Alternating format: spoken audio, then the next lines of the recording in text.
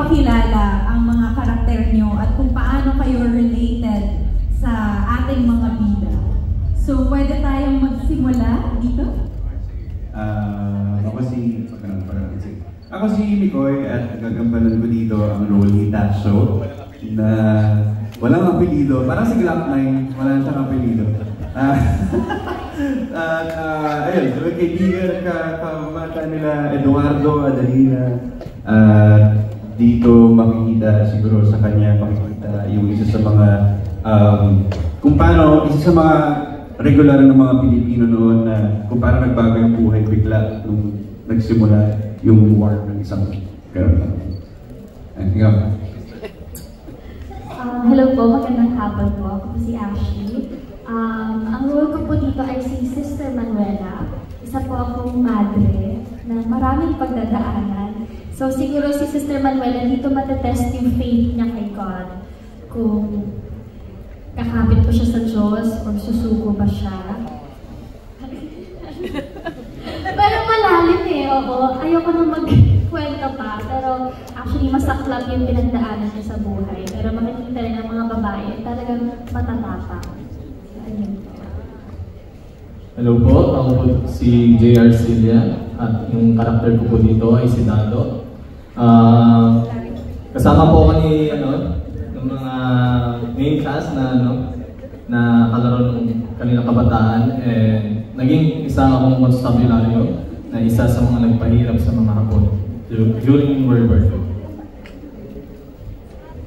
Magandang araw po sa inyo lahat. Ako po si Ethan Federacion. Ang gagampanan ko po dito, ako po si Mario, isang 16, walang apelido. Sabi, 16 years old po ako dito.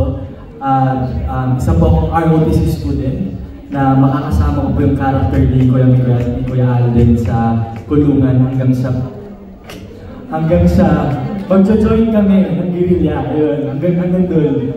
Siguro mag-describe ko po yung character ko as isang bata na puno ng pangarap at pagmamahal sa magulang na kaya tiisin lahat at isasacrifice siya po lahat para sa magulang niya at makasurvive dun sa dadanasin niya. Yun po. Mabuhay po mga kapulang araw. Sam Cadayona po at ako po ay ang gaganap bilang si Luis. Tagapamahala po at kanang kamay ni Tito Johnny. At kami po ay nasa pono ang magbibigay ng entertainment. Ayos, magandang hapon po sa inyo lahat. Ako po si Ryan Sese. Gaganap bilang Lauro, ang tiyuhin po ni Adelina at Eduardo, at isa po ako sa magpapahirap sa buhay nila. Ako po si Rochelle Pangilinan Solina. Hello po, magandang hapon po sa inyo. Tanghali na ba? Gabi na. Ako po dito si Amalia, wala ding apelido, hindi, joke lang, meron. Pangalawa po ako sa magpapahirap sa buhay ni Adelina at ni Eduardo at ni Teresita. At sana mainis ko po kayo dito.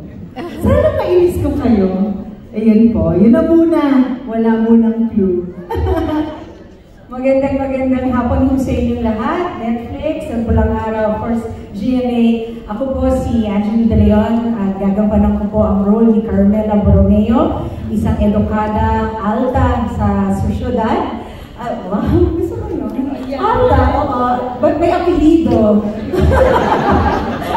Pag mayaman, may apelido. Yan. Ako po ay isang mabuting ina kay Teresita. Ngunit, malupit na mas madrasta ni Adelina. At syempre, ang aking asawa, si Julio Borromeo. Sample.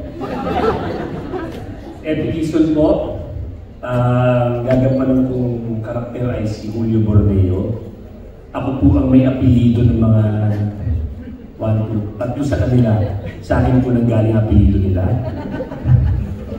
Borromeo? Batid nyo naman siguro na ako ang ama ng dalawang dalaga natin dito. Si Adelina at si Teresita, nagagampanan ni Sanya at ni Barbie.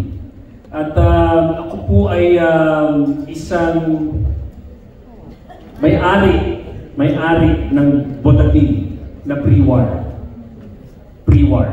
So ako po ay, ang buhay ko po ay nilaan ko sa entablado at nahawa at naipamana ko yung passion na yun sa aking mga anak. At dahil bata pa lang sila, makakanta na kami ng mga